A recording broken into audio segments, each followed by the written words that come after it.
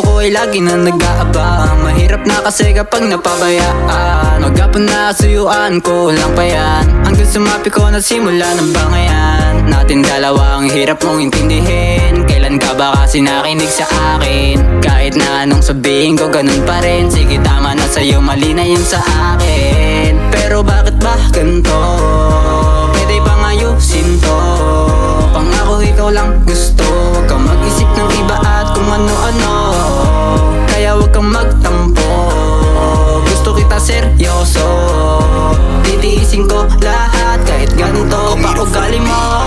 Ang hirap mong suyuin, ang hirap intindihin. Nagsusungit ka pa sa akin, lagi ka ring toyoin. Ano pa bang dapat gawin? Hatiran ng ice coffee, wala pa rin yung topak ay nandun pa rin. Kailan mo ba papansinin?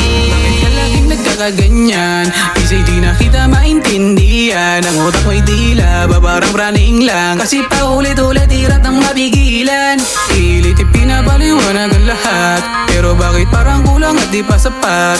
Ano pa bang dapat kong gawin para naman na ikaw ay makontento at hindi na tumagal? Ang pagtutoyo mo sa akin na ba't ganito? Paminsan-minsan